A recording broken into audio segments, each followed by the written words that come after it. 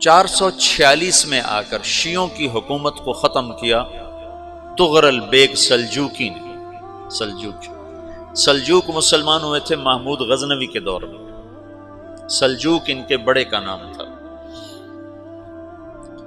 تو ایک دفعہ محمود غزنوی نے سلجوک سے پوچھا اگر مجھے تیری مدد کی ضرورت ہو تو کتنے آدمی پیش کر سکتے ہو؟ تو اس نے ایک تیر دیا، کہا یہ ایک تیر ہے میرا، کسی کو یہ تیر بھیج کر میرے علاقے میں بھیج دو تو چند گھنٹوں میں 1,00,000 تلواریں تیرا پہرا دینے کے لیے تیار ہوں گے، میرے پاس اتنی طاقت ہے۔ تو یہ سلجوک کی نسل میں تھا تغرل بیگ۔ اللہ تعالیٰ نے جب عرب زوال کا شکار ہو گئے اور ضعف کا شکار ہو گئے، جیسے بڑھاپے کا کوئی علاج نہیں، جب قوموں پہ زوال آتا ہے تو اس کا بھی کوئی علاج نہیں، پھر اور قوم کو جگہ ملتی ہے۔ جیسے بڑھاپا ایک فرد پہ آتا ہے، ایسے بڑھاپا قوم پہ آتا ہے۔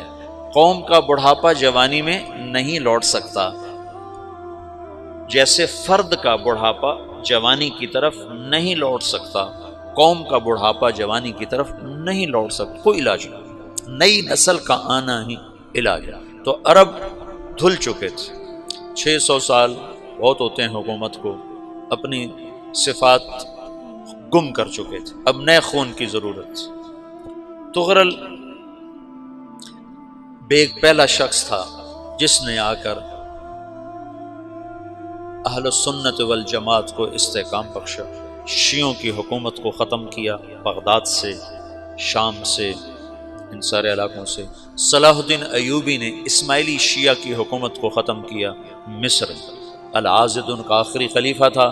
صلاح الدین ایوبی نور الدین زنگی رحمۃ اللہ علیہ کا پروردہ تھا، اس کا دوست تھا، اس کے دوست بھی تھا، بچہ بھی تھا اس کے سامنے، زیادہ لکھنے پڑھنے کا شوق تھا۔ پھر اللہ تعالیٰ نے اس سے کام لیا اور اس کو مصر کا گورنر بنا کے بھیجا، مصر کی مدد کے لیے بھیجا۔ تو وہاں اس نے صلاح الدین ایوبی نے وہاں ختم کیا، تغرل بیگ نے یہاں ختم کیا۔ تو پھر سلجوک جو تھے نا یہ اقتدار میں آئے، ادھر ختم ہو گئی سلطنت بنو عباس کی، مصر ایک چھوٹی سی ترکوں کی سلطنت۔ تو اللہ تعالیٰ پھر مرکزیت کے لیے ایک نظام چلائے، دو لشکر آپس میں لڑ رہے ہیں ایک میدان میں، ایک جنگلی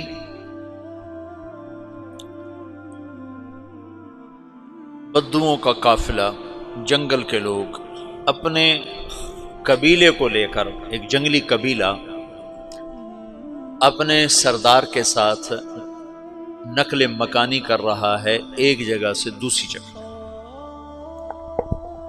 اللہ کا نظام کہ یہ لوگ چلتے چلتے چلتے اس وادی میں پہنچ گئے جہاں جنگ ہو رہی ہے، دو لشکر آپس میں لڑ رہے ہیں۔ جب یہ وہاں پہنچتے ہیں تو ایک لشکر کے قدم اکھڑ رہے ہیں اور دوسرا غالب آ رہا ہے۔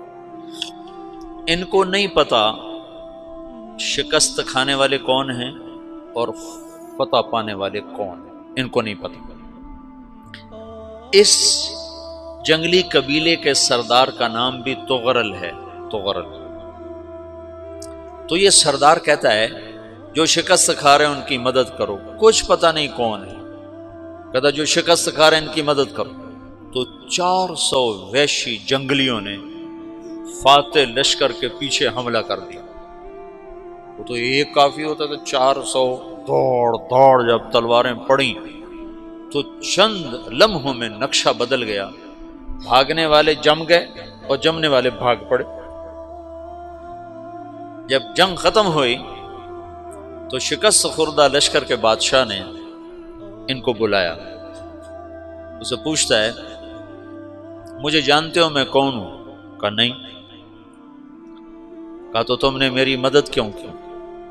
کہا انسانی ہمدردی کی وجہ سے، تمہیں شکست ہو رہی تھی اس لیے تمہاری مدد کی۔ پھر اس نے اپنا تعارف کرایا، میں ہوں سلیمان سلجوکی، ترکی کا بادشاہ۔ مسلمانوں کا لشکر تھا اور تاتاریوں سے شکست کھا رہا تھا، تاتاری فتح پا رہے تھے، مسلمان شکست کھا رہے تھے۔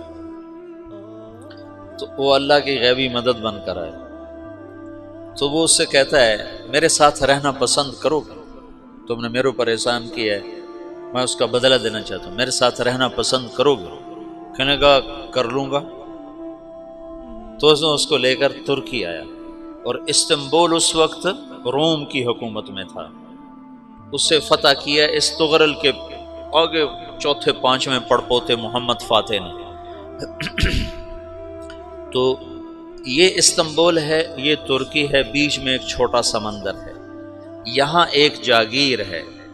تو سلطان سلیمان کہتا ہے یہ جاگیر تجھے وقف ہے، ادھر سے رومی مجھے تنگ کرتے ہیں حملے کر کر کے، تو میرا دفاع کرتے رہنا، یہ جاگیر تیری۔ اس جاگیر پہ اس نے اپنے قافلے کو آباد کر دیا، اپنے قبیلے کو، اور ایک چھوٹی سی حکومت بنا لی، جو ایک صوبہ سمجھو، سلمان سلجوقی کا وہ ایک چھوٹا سا صوبہ ہے۔ وہاں جب یہ رہ پڑا تو پھر یہ ایک شیخ کے بیعت ہوتا ہے، وہاں شیخ طریقت ہے، ان کے یہ بیعت ہونے جاتا ہے، وہ اس کو رات اپنے پاس ٹھہراتا ہے، تو ایک کمرے میں ان کو ان کا خادم ٹھہراتا ہے۔ یہ جب کمرے میں جاتا ہے تو سامنے دیوار میں طاقچے پر قرآن پڑا ہوا ہے، تو یہ تغرل بیگ کہتا ہے یہ کیا ہے، یہ کیا ہے؟ تو وہ خادم کہتا ہے یہ کتاب اللہ ہے، قرآن ہے۔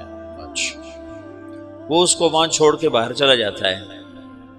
وہ دیہاتی آدمی، جنگل کا رہنے والا، پہلی دفعہ زندگی میں قرآن دیکھا، وہ کہتا ہے یہ قرآن ہے، اللہ کی کتاب ہے، میں اللہ کی کتاب کے سامنے سو جاؤں، کتنی بے ادبی ہے۔ تو اس نے ایسے قرآن اٹھایا اور سر پہ رکھ لیا اور کھڑا ہو گیا، ساری رات قرآن سر پہ رکھ کے کھڑا رہا۔ رات کے پچھلے پہر اس کو خواب آیا، کھڑے کھڑے اس نے دیکھا کہ اس کی پشت سے ایک چاند نکلا اور شیخ کی بیٹی کے سینے میں جا کے اتر گیا۔ پھر اس لڑکی کے سینے سے ایک درخت نکلا جو پھیلتے پھیلتے پھیلتے 3 بر اعظم پہ چھا گیا، افریقہ پر، یورپ پر، ایشیا پر۔ پھر اس کی آنکھ کھل گئی، وہ کھڑا ہوا ہے، تو اس نے صبح یہ خواب اپنے شیخ کو سنایا، تو انہوں نے اپنی بیٹی اس کے نکاح میں دے دی۔ اس بیٹی سے ایک بچہ پیدا ہوا، تغرل بیگ نے اس کا نام رکھا عثمان، عثمانی ترک نام سنا ہوا، جو میں نے کل بتایا تھا کہ 1924 میں وہ خلافت ختم ہوئی۔ تو ایک بیٹا پیدا ہوا عثمان۔ عثمان نے پھر ایک نئی اسلامی حکومت کی بنیاد رکھی جو 1924 تک چلتی رہی، کوئی 800 سال یہ حکومت چلی۔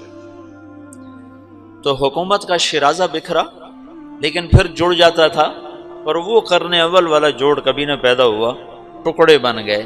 ان ٹکڑوں میں اللہ لوگ پیدا کرتا رہا جو دعوت دیتے رہے، دعوت زندہ رہی۔ جو تربیت کا نظام تصوف کے ساتھ تھا اب وہ تبلیغ کے ساتھ،